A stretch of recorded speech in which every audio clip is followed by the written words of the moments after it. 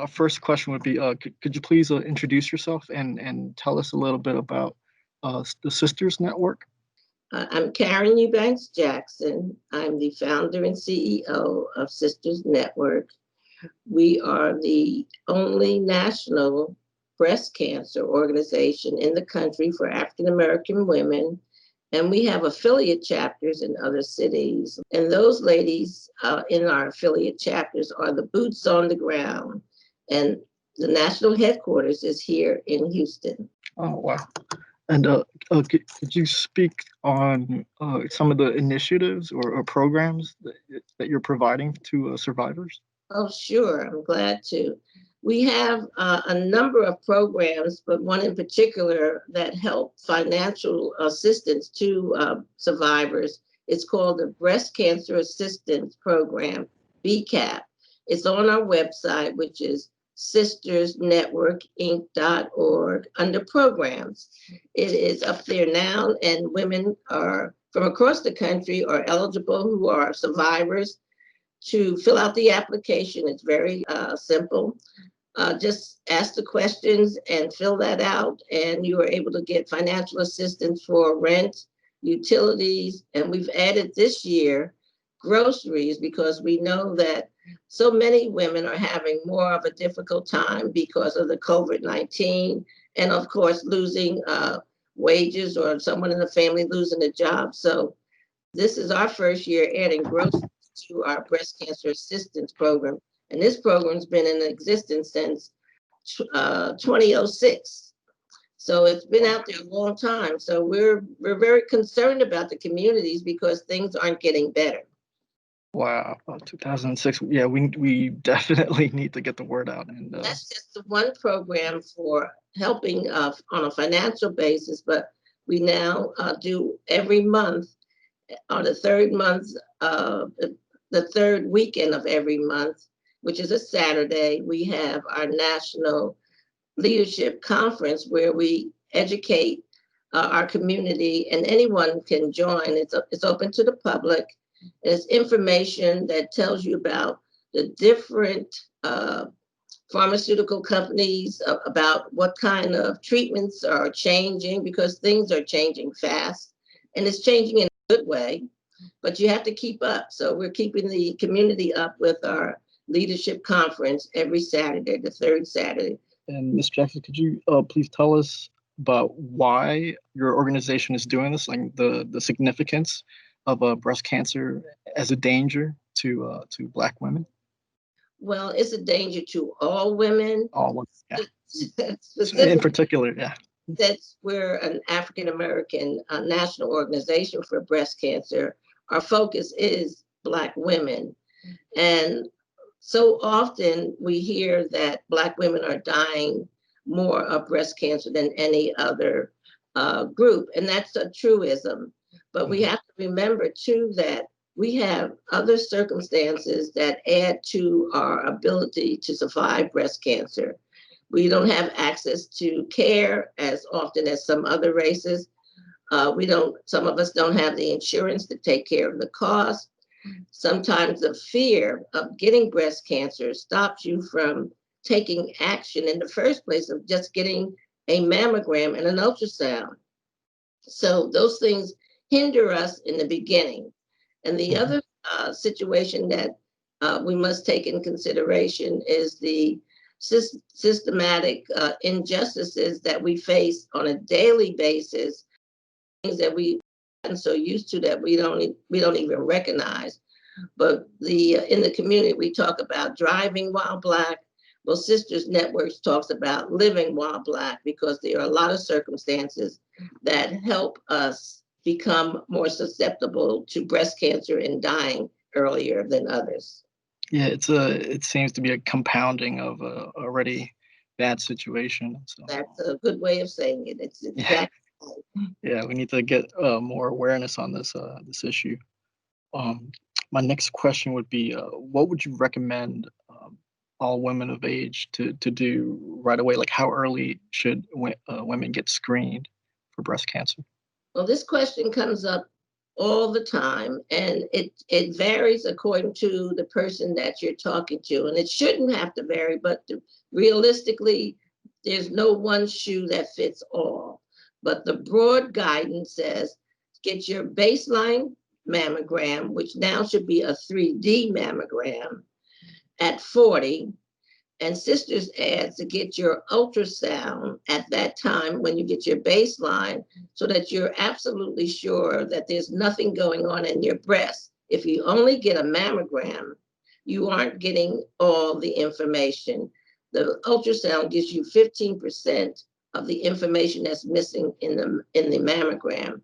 And as a 27-year survivor, I know personally that the ultrasound was what gave me that 15% and found the cancer that was in my body for over 6 years that the mammogram did not detect.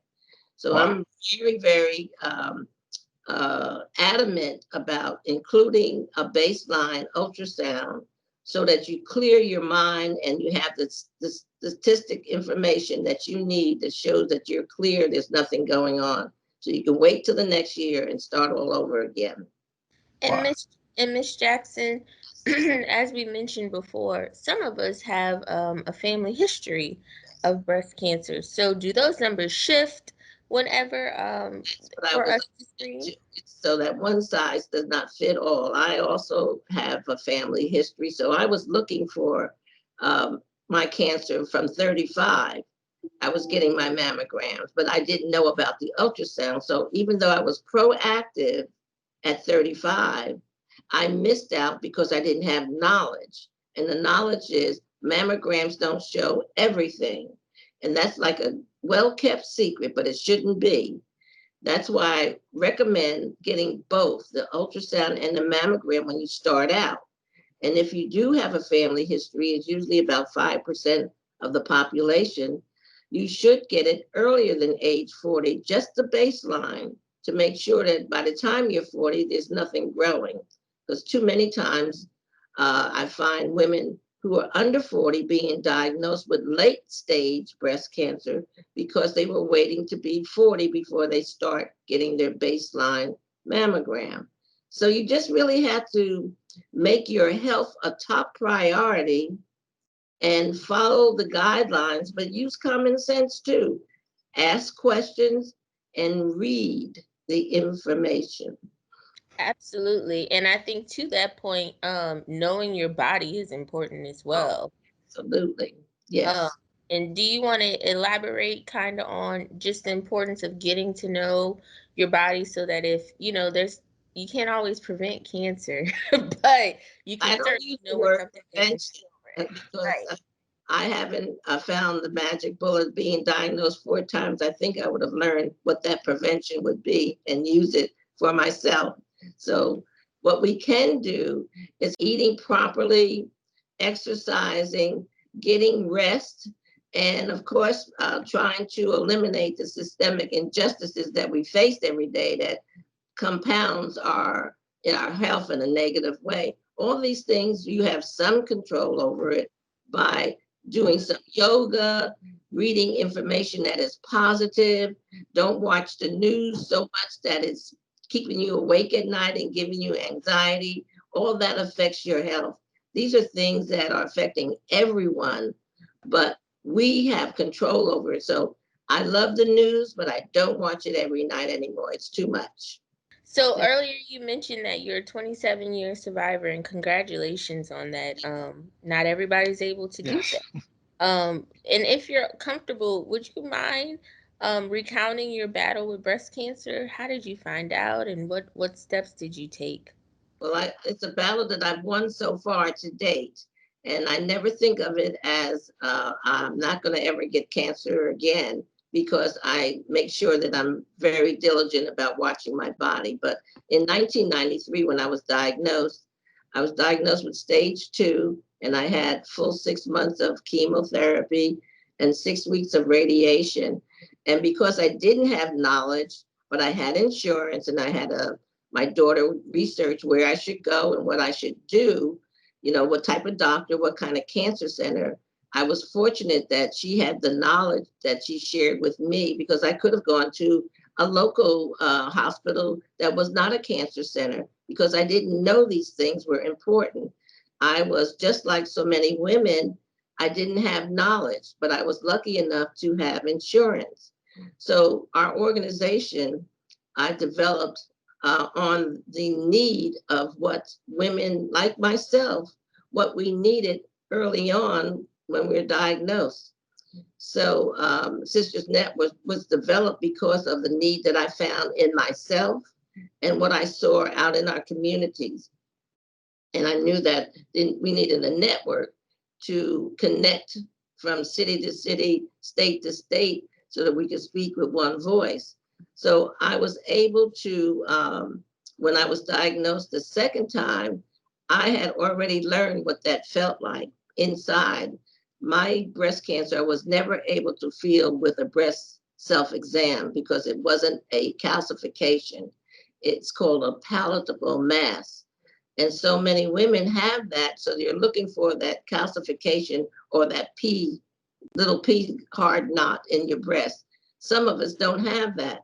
So the breast self-exam is good, but it wasn't good for people who have cancer, breast cancer, like myself. And I might mention that there's more than one type of breast cancer. So we're not all looking for the same thing. This is not to compliment, make you uncertain about what you're doing. It's just know why you're doing it and what you're looking for. So when I found out the second time what it felt like, I was fortunate enough to be able to tell my doctor that I'm feeling that same sensation in the other breast. And of course, he said, don't worry, you're getting your mammogram. And so I said that I need to keep getting the ultrasound. And again, the ultrasound found my second cancer. And I was able to find it at an earlier stage and was able to survive that. So now we go to my third time. I felt it back in my right breast. And again, we went through the same ritual, mammogram, ultrasound, and I found it again, but I found it before it showed up on any test. I would say, and I point to where it is in my breast, and they had to wait 6 months before it showed up on the test. So now I'm gonna take you to 2019 when I've had my fourth diagnosis, which is gonna be kind of unusual. And then again, it makes things a little more complicated, but it's real. So I'm accustomed to complications, you just have to solve it.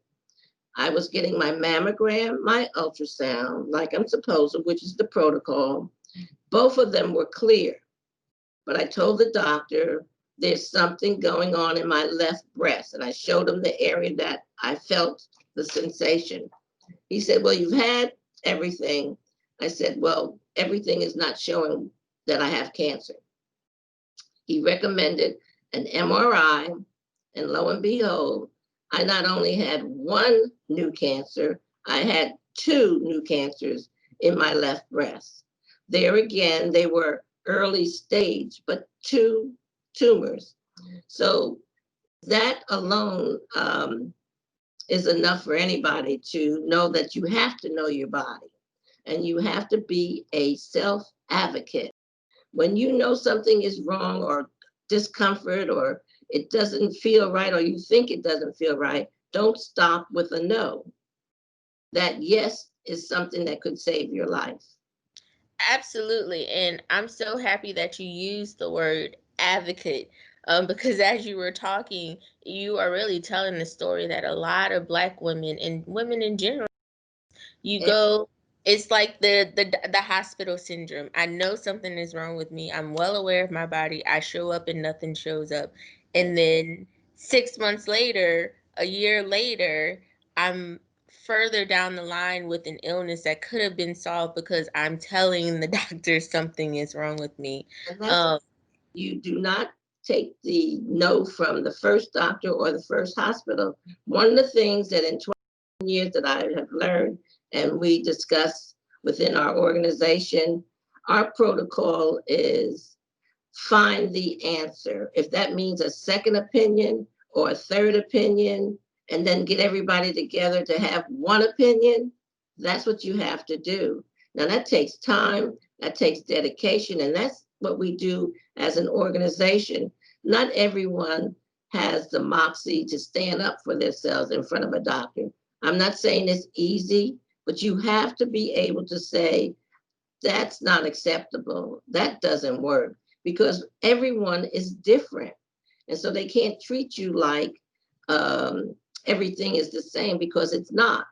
So what we try to do as an organization is buddy up the person who's newly diagnosed with a person who's already been through their journey, has a successful journey, is doing well, and knows the ropes about the questions. We also have on our website what to ask your doctor, key questions. We have it written out, because you get in front of your doctor, happens to all of us, you forget the questions and you don't hear the answer.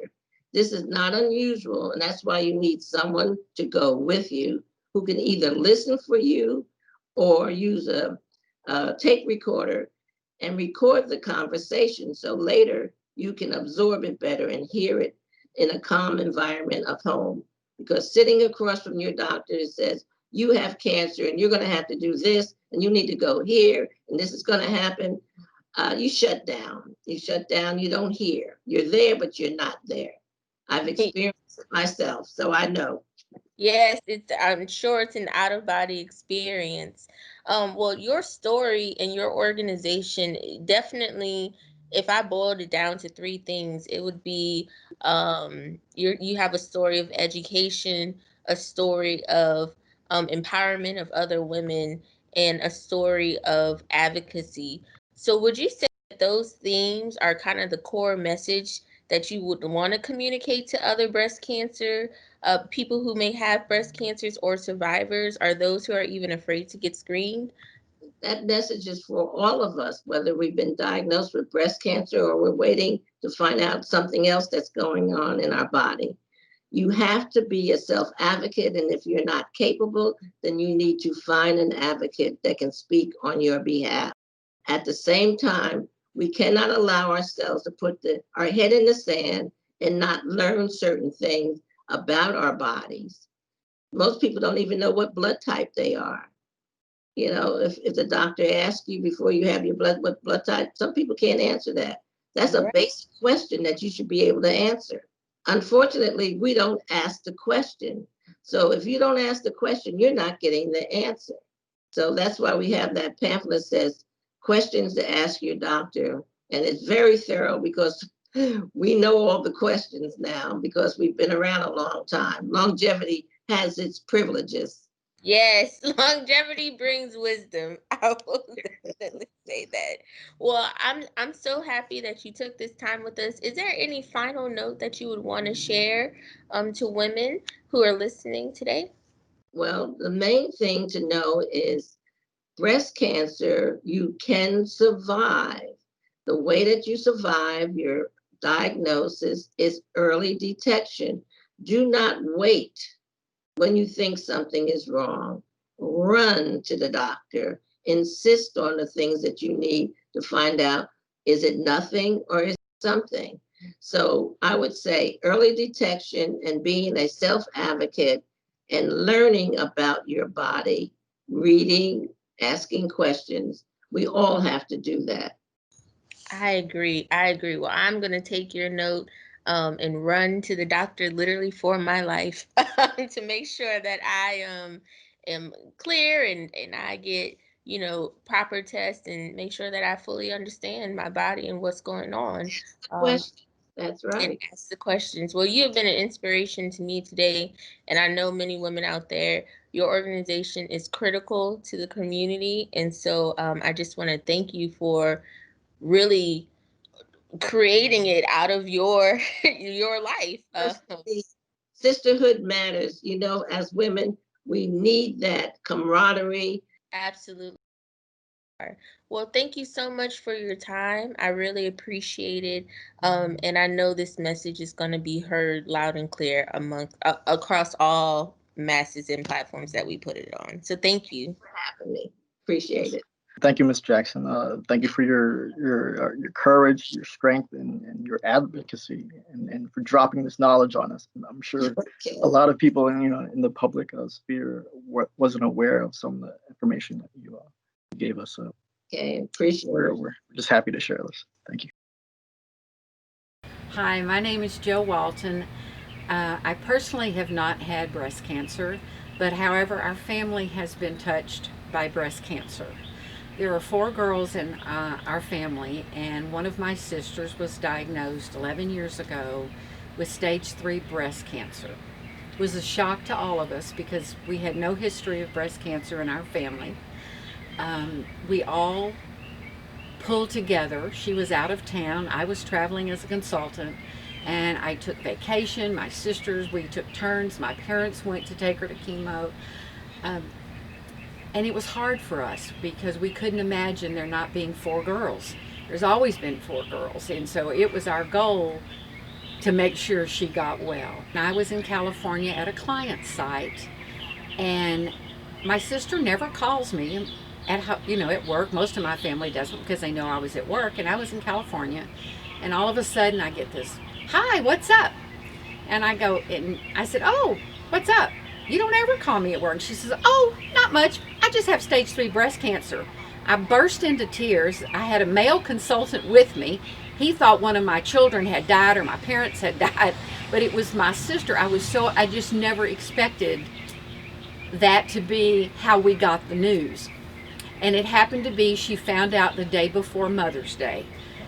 So, but she has been able to see both of her children graduate from high school, one of her daughters get married, son engaged. So her life is wonderful if you ask her. So we're very fortunate. I know not everyone is as fortunate to have a support system. She was living in Fredericksburg at the time, but we drove and took vacations, spent weeks with her, did chemo, cleaned the house. We paid people to clean her house so it would be, safe, that no one would bring germs in.